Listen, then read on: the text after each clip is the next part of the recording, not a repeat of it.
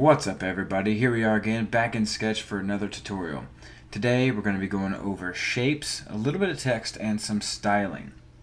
First thing I want to go over, however, is a little bit of stuff that I forgot to go over last week in the kind of framework or getting started with Sketch video. And that is, I like working in full screen mode. I did not do that last week for a number of reasons, but this time I'm showing it off because of one feature that it adds that changes your life.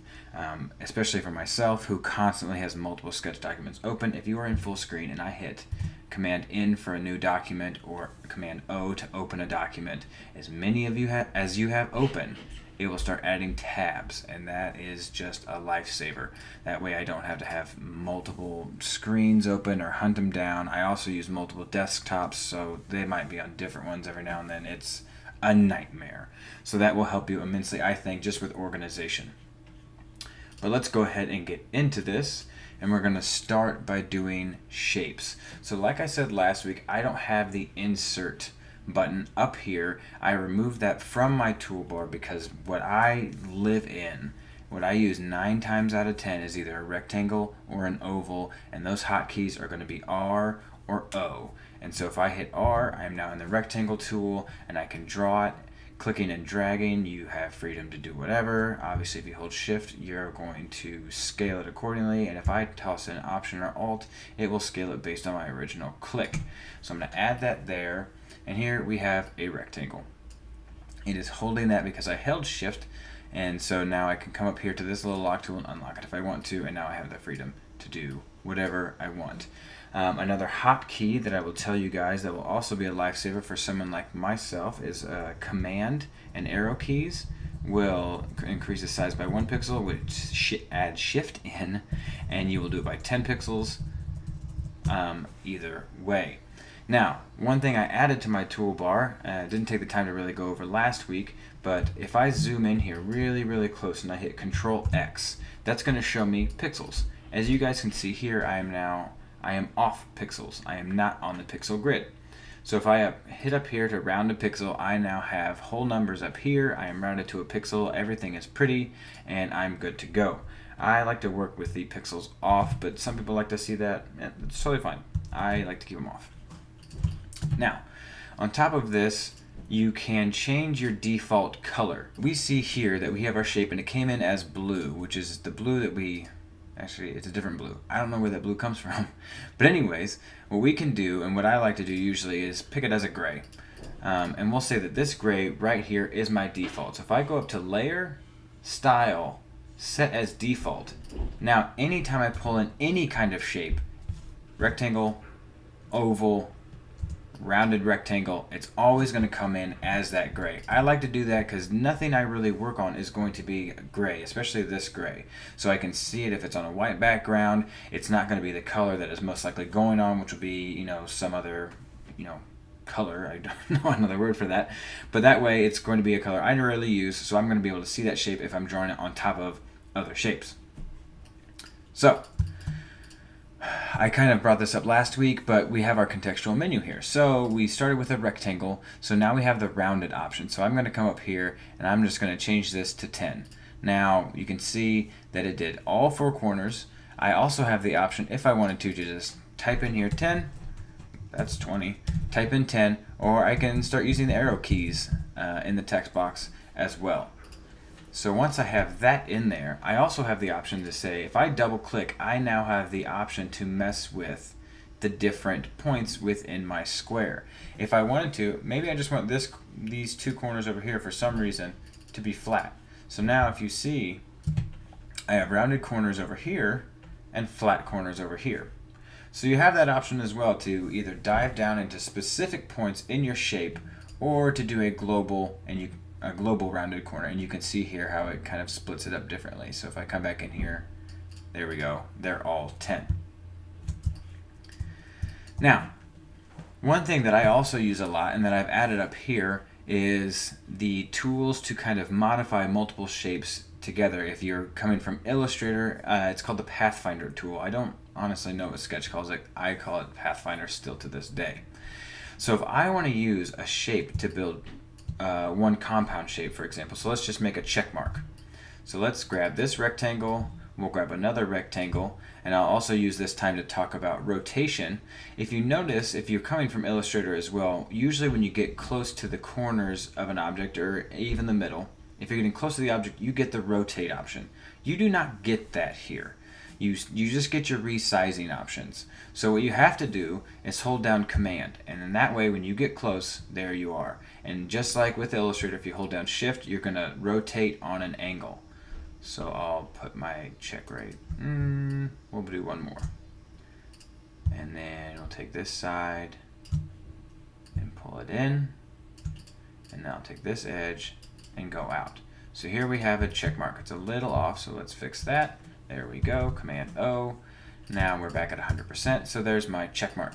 I now grab this, and now I have my different options on how I want to interact with that. And I hit Union, now it is one shape. I can move that around. Let's just Control C for our eyedropper tool, and we'll make that white. So now we have it here. If I scale it, it's going to scale both of them. We're totally fine. We're now all centered up. We're good to go. Now, what I really like about this that is different from Illustrator is that action is non-destructive. So that's a big deal when you're trying to subtract, or you're doing intersections, or you're doing the difference. And what I mean by that is, let's just grab this shape. For whatever reason, let's just make it red so we can see it a little bit better. That's pretty heavy. But let's make another shape, click drag, hold down Alt, it's going to copy it. So now if I take these and I hit subtract, it's now cutting out that shape, right? But in Illustrator, that is now your shape. If you come over here to your layers panel, you'll see you have both shapes. They still exist. So you have one of two options. You can come in here and you can click the different objects within your now combined shape, or you can double click in here to get access to both your shapes. So I'm going to click in here, and because this is non-destructive, I now have this in context. Let me grab that again, and I can now move that around and adjust how that shape is how the two shapes are interacting with one another. So that's a big deal. If I'm messing with something, or maybe I'm not calculating it yet, or maybe I'm just trying to get an idea across, or maybe I want to see how something is working together, you now have the opportunity to make this action, see how it looks, and move it around without having to do a lot of work creating multiple shapes or Command Z-ing your life away. Alright, now I'll just do one more example of that. If I do the intersect, let's do difference. If I grab these guys and say difference, same kind of thing. Let's double click there, and you can see that the shape is moving. So I really enjoy that it's a non-destructive action, and you really have the freedom to mess with this within Sketch. Now, let's go back to our little check mark button. Let's make a second button. So now let's say, let's get rid of this, but let's actually copy this specific shape. So let's copy that one just to make sure that our design is consistent, and let's paste that back in. His fill is white, so let's change it to his fill is gray. So now let's change that. Let's go ahead and center him up. And let's talk about something else you can do really quickly within Sketch. In Illustrator, I had the muscle memory of right-clicking and going to transform to flip objects. But within Sketch, I can click on an object, and let's just hit Command D. That's going to copy that object in place or repeat an action, and I'll get to that in just a second. But I can hit this flip option, and boom. There we go. He's automatically flipped right where he needs to be. I now click those two objects, hit Union, and now I've got my X icon, and it's the same proportions, same kind of line width as my check mark. So now I've got my two different buttons of my kind of yes or no. What we'll do now is we'll create a style for these. If I come in here, you can see that I've got my color palette. And what I like, what Sketch just added in was Color Picker. And for my everyday job, once you pick your colors, the Color Picker really isn't that useful because you make your palette for your documents or your global systems that you use. So we'll leave that open for now. But let's just say that I want a green. Let's choose this green. That green is crazy bright.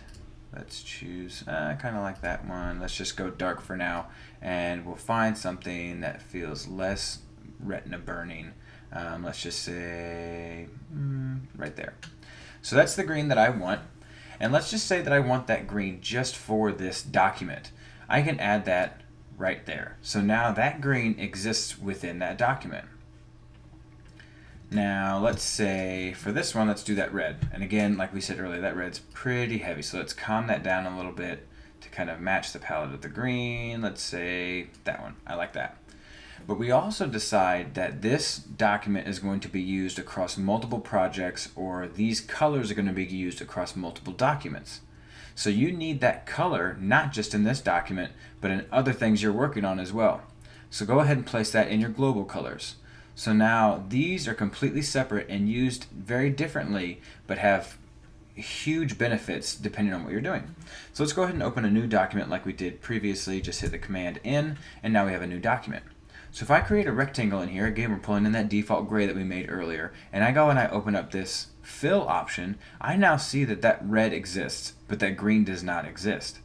That green is tied to that document specifically, and that red now, however, is in my palette forever. So that's really powerful, really useful, and if I want to, honestly, I can just click and drag it, and it's gone. So it's very easy to make your own color palettes. It's very easy to modify these. We'll go ahead and just add that back into my document colors. So now I've got my two buttons, and I've got those colors of those buttons added into my document colors. So now let's give these buttons a style. So let's go ahead and group these. So if you select all the objects you want in a group, Command G, they are now grouped. So this guy's our green button. We're just going to say check mark, whatever that is, and our delete, whatever that means. Okay, so now two things I'm going to go over right now, and that is one, now that I have a group, if I want to select that check mark within the group and I decided that I want to edit that specifically and it's within a group, I have two options to do so. Three options, I guess. One option that I wouldn't do because I feel like if an object is very complicated, this would be difficult, but if you open it up, you're going to see your layers within that group. But you can also double click and keep on clicking if it's groups within groups within groups, and it's, you know, an inception situation and you're digging down really far. What I do most often is I use the command click option, and that is I hold down command, and now I have the ability to click on any layer within that group. So I can direct select that combined shape, and then I can double click and I can work just with that object again within my combined shape. So it's really nice.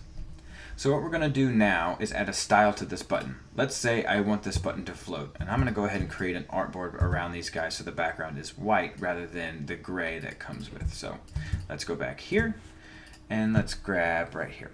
So let's say that for my buttons, I want it to have, let's put a blur of about 15 so it feels like it's really raised. Let's bump it down a little bit, and let's take that opacity way down to 25. How's that look? 25 is good. So now it looks like that button is raised on the canvas, and that gray is still pretty dark for me. So let's go ahead and knock that down. What's 15 look like? 15 is good. Really light shadow. And that's how I want my buttons to look. Now what we can do is create a style. So I can come over here and I can say create new style, and I'm going to say button. And then if I come over here to this, to my delete option, and I come over here to button, it now has that shadow. Now you have one of two options here, and that is to create those shared styles to use across multiple objects, or what I could have done just as easily is click on this object, hit Option Command C, and that's going to copy the style. I now click my delete button and I hit Option Command V, and I have now pasted that style. So now they both have, now you can see they both have this style. And if you copy that style and paste it on an object, you can now see that that negative or the delete button has my style that I've created. If I'm copying and pasting the style, it will grab anything that is a part of that style. So let's just go ahead and move this up here. We're going to take and make a rectangle here. And let's just say that this box specifically, if you looked, I'm clicking just on the rectangle. So if I copy and paste this style, you'll notice that the drop shadow should not carry over to this rectangle because that is on the shape. That shadow exists on the group. The shadow does not exist on that rectangle. So what we're going to do is we're going to add a border. We're going to say it is this gray, and we're going to make it a multiply, and we're going to change this thickness to 10, and we're going to move that inside. So that's a ridiculously thick stroke, but it'll help you guys see what I'm talking about. So if I do that same option, Command C, Option Command V, I've now pasted that style into that object. So it's really powerful if you have gradients, if you have strokes, drop shadows, what have you. You can copy the entirety of that style and put it on a new object, saving you some time. But again, if you want to spend the time making those styles in your shared style menu, you can just apply that there.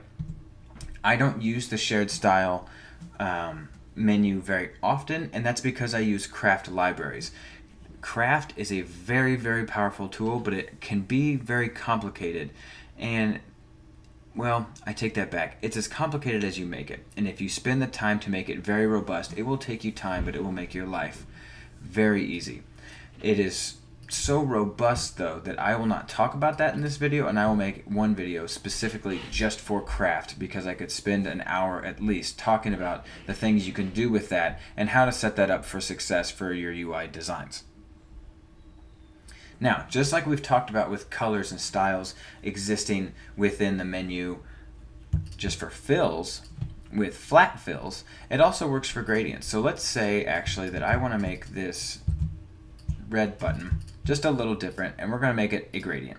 Now, Sketch does a pretty good job. If you've got one solid fill color and you say give me a gradient, it gives you a pretty good lighter option. It'll take your flat color as the base, lighten it up a little bit, and actually most of the time I don't hate what they give me. It's usually pretty good. I'll modify it a little bit, but for the sake of discussion today, I'm just going to leave it. So again, we have our global and our document gradients, and I'll just add it right down there. And you'll need to remember that, because what you can't do within Sketch is take your global colors and build out your gradients within your gradient menu. So you'll notice here that I've created this shape. I've created this gradient.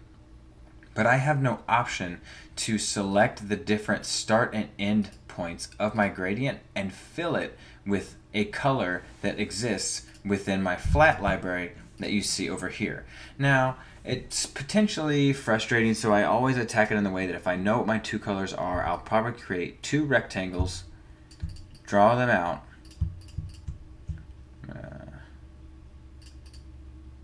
for some reason they exist in there. So what I'll do is I'll just create these two shapes, and I will give it a start point and an end point. And then that way when I go into my menu now, I'm in my gradient, I can now eyedrop those tools, those two colors as a gradient. So we'll use this one, again for the sake of discussion, and we can save that out just like we could a regular flat color.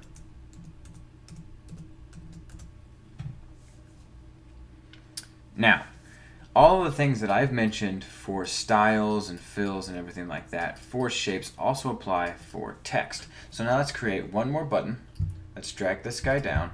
We're going to go ahead and get rid of the X, and we're going to make his color a blue. And we're going to put text in there that says submit. Let's take that text. Don't know where it ended up. There it is. Let's get rid of that. Okay, and let's make it Roboto's fine. We'll keep it there. We'll make it regular. We'll make it white. And we'll make it 75. And we'll bring it in. And we'll center it up. There we go. And now this is my new button.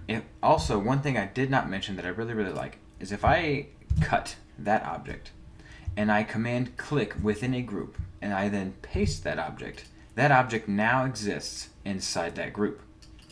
So that's just something to keep in mind to try to make sure that you don't have to try to find a way you can click and drag it into the group, but I find it very easy to get the object where you need it, cut it, and then paste it back into that object using that command click option. So let's just say that Roboto regular, and I just want to mess with the characters, spread them out just a little bit, and I know that I want the line to be 95 if I'm putting body text in. And let's just say, since I've modified this, I can now come in here and create a new text style. It's very, very easy, and we'll just say that's our button text style.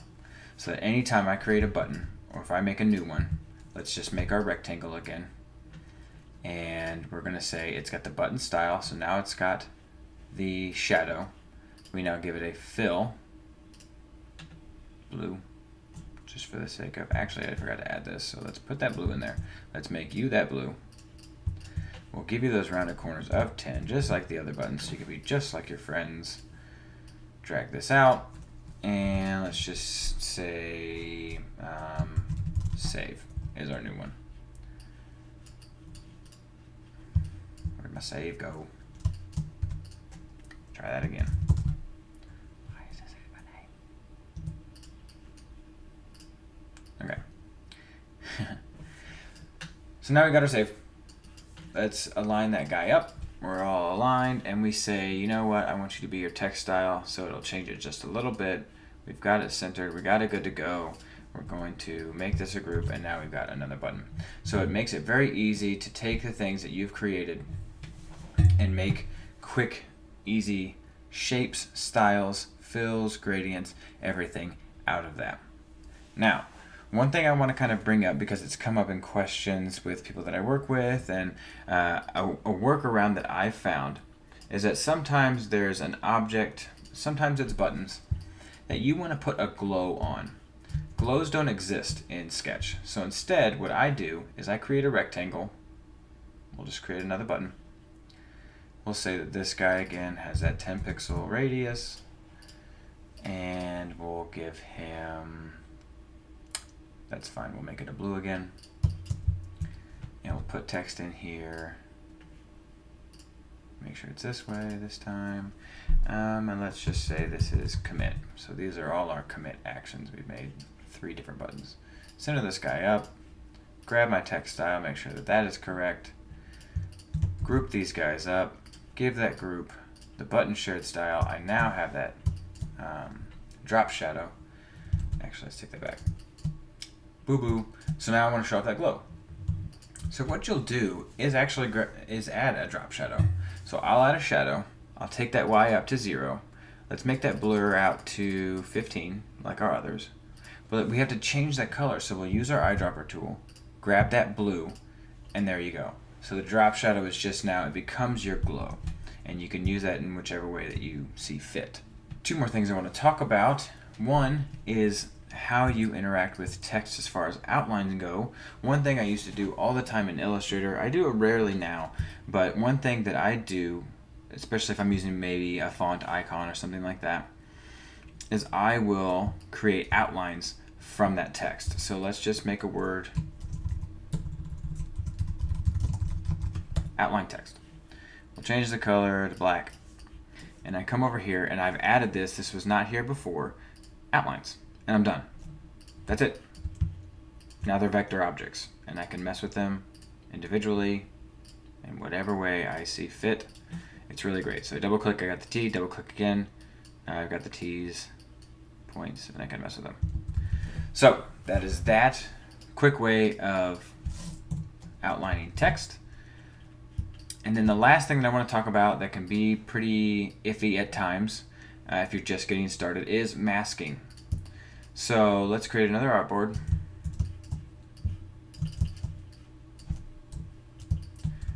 And let's say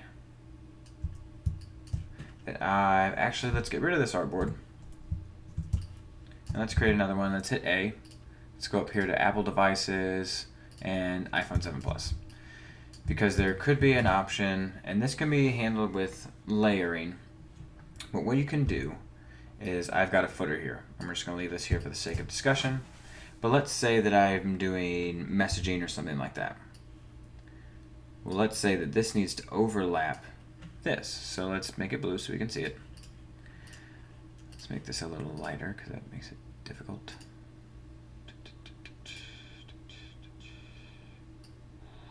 Okay. So now this blue goes over that footer. So what you could do, there's 2 things you can do, but for the sake of masking, let's talk about this. So this footer, we can just make sure that it's above it. That's fine. But let's say that I've got a content area and stuff will build inside here and I want to make a mask. So this is my message. We'll run around the corners because we all know what they look like. Bring this out a little bit. I created another one just like in Illustrator, right? So there is my rectangle, and you'll notice it doesn't meet there, so that hotkey we talked about earlier, Command down, and now I'm at the pixel that I want. I then click that rounded rectangle and I hit mask. Now you'll see that that didn't do what I wanted it to do, and that's how I would have treated it in Illustrator. So what we'll do instead is make sure that the object that you want to be on top and that you want to be affected by the mask is on top. So now I'll click that, and I will click that rectangle behind it, then I hit mask. And you'll see that now it's cut and it lives within there.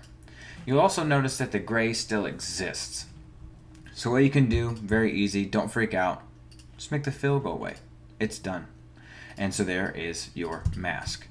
Now again, just like the Pathfinder tools we talked about earlier, that mask is non-destructive. Masks usually are not destructive, but just so you know, you can double click in there and you have free reign to then move that shape around inside your mask, and you also have the availability to double click if you want to find that mask and change your mask. Same thing, non-destructive, you have the availability to move it. So that works really well. So the one thing that I just want you to remember about mask is it is a little backwards at first, is that I have the objects that I want to be clipped on top, and that once I do clip them, you will have the fill of those objects behind, which if you want it that way is fine, but it's a very simple fix of just turning that fill off, and you'll be good to go. The mask still exists, but you will not have anything. If I were to bring this above, it is above. So if I bring that above there, you can see that it's transparent. And that fill doesn't affect anything. You can turn it off and you will be fine. Alright guys, I went over a lot. I went over a very basic overview of shapes, styling, masking, a few other things. So I'm going to go into more detail next time. I'll be talking about symbols, and then like I said, I'll be doing an in-depth overview of craft. So I'm going to spend the whole next video talking about symbols and building them out right. And if you build your symbols out right, by the time we get to craft and you need to build a library, your life will be so much easier, and you will thank yourself for spending the time of building out the symbols the way that you did, so that you don't have to worry about anything moving forward, whether it's responsive design or regular just mobile design. Whatever it is, your life will be smooth sailing and you'll be glad you took the time to do it. If you guys have any requests, be sure to comment below on things that potentially confuse you about this video specifically, sketch in general, or anything that you haven't been able to figure out, and I'll be sure to add those into future videos, and I'll help you out in any way that I can. Thanks guys.